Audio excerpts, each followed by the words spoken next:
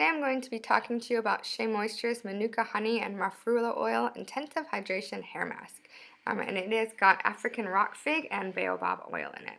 I'm going to tell you guys a little bit about Shea Moisture itself, and then I'm going to talk about the product. I'm going to highlight some of the ingredients, tell you what I think of it. My name is Sharon. Welcome back to my channel. Make sure you guys subscribe below and turn on notifications to get the latest updates. Okay, so let's get started. I liked Shea Moisture when I started purchasing from them a few years ago. I liked the fact that they were family owned and operated. They were a niche company. They gave back to the community, and they used natural products. My opinion has drastically changed. They have done a few things. They came out with a very controversial commercial, and people's opinions of them, like mine, also changed. And you could see on Facebook that their ratings just tanked. Thousands upon thousands of people were giving them one-star ratings. And then they got bought out by Unilever. And every time a company gets bought out, they swear they're not going to change, and they do. So two things struck me that changed with Shea Moisture. The first thing was the label. So they changed the order of some ingredients, and they also had new ingredients appear on the label. And their reply or explanation for this was, we are simply following the INCI or INCI labeling standards. We're trying to become compliant.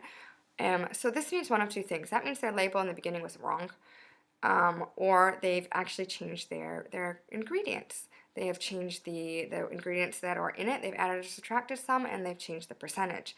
Another thing that's changed about them was the product itself. It started varying. I saw pictures pop up about the color, consistency, and the scent of the products changing, and their reply was, well, we use natural products, and as you know, natural products vary batch to batch, and I agree 100% with them that they do vary batch to batch.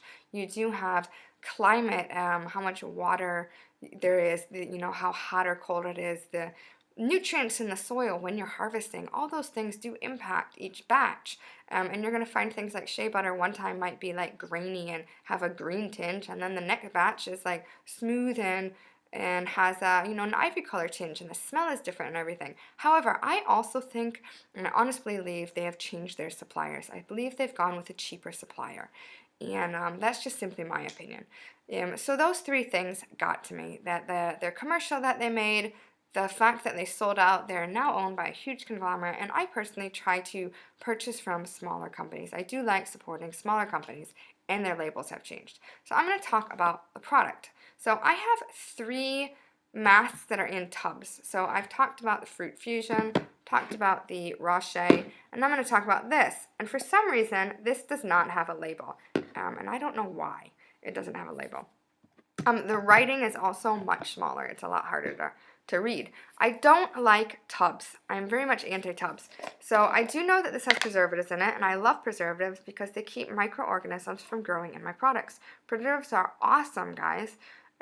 Don't let people tell you that things that come in contact with water don't need preservatives, because if you don't have preservative in it, you're going to end up with all these fun natural things growing that you did not pay for, like gram-positive and negative bacteria. You can have yeast, mold, and fungus. So preservatives are great, especially in a tub.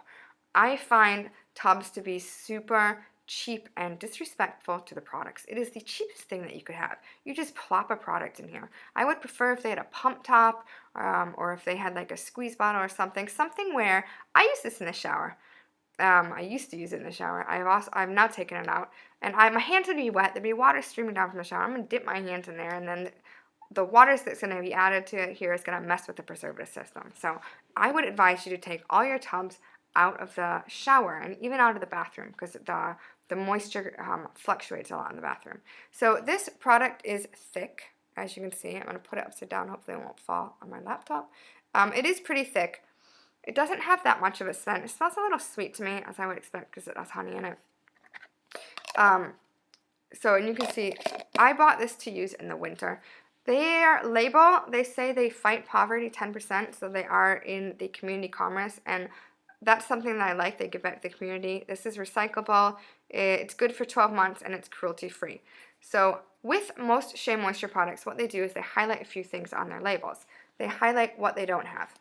They don't have sulfites, parabens, phthalates, paraffin, mineral oil, synthetic fragrance, synthetic color, DEA, or animal testing. And then they also highlight key ingredients here. This label, for some reason, is much smaller than my other ones. It's got Manuka honey, Mafura oil, and African rock fig.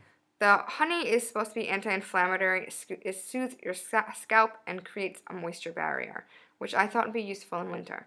The Mafura oil is high levels of beneficial oleic acid, and they help replenish the oil strip from your hair. The African rock fig contains antioxidant vitamin C and helps keep hair looking vibrant. So let's talk about some of the ingredients here. The first ingredient here is water. Most natural products have one of three things: water, glycerin, or aloe. And they have water. Then they have cetyl alcohol. They have coconut oil. My hair actually hates coconut oil. It took me a long time to figure it out, but aloe, coconut oil, and shea, as well as cocoa butter, don't work very well in my hair. I am continuing to use the products that have it. My hair doesn't look good in all my videos, but that's okay. I'm trying to just use them up, and then I'm going to purchase other things in the future. It also has BHM, the bihydroammonium methosulfate, which is not a sulfate. So this is curly curl friendly. It does say sulfate in it, I know, but it's not really a sulfate. The next ingredient is shea butter. Then it has glycerin in it. Some of the other ingredients, you have a few other ingredients, and then you have the Mafura seed oil. After that, you have honey, and then you have hydrolyzed rice protein. So if your hair is sensitive to protein, you might not want to use this. It's not in the top 5, so it should be okay. Protein helps add structure to your hair. After that is fragrance, and this is the fourth thing that I hate about Shea Moisture.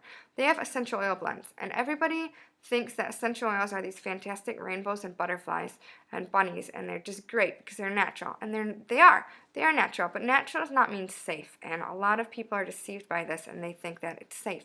Essential oils are not safe for everybody. There are certain people, pregnant and nursing people, infants and young children, people on medication with pre-existing medical conditions, with pets. You have to be very careful with essential oils. Now, I know it's in a product, so it's not as strong as like diffusing, but you still have to be careful. And what they do that annoys me is they do not tell you what's in this blend. They say it's proprietary. They are 100% within their legal rights. The FDA does allow brands and companies to hide ingredients, and I don't care how legal that is. I don't believe it's ethical, and I don't believe it's safe. And even if it were safe for everyone, there's just people like me. I hate certain ingredients. I hate eucalyptus. I don't want to smell it. I want to know, and scent is personal.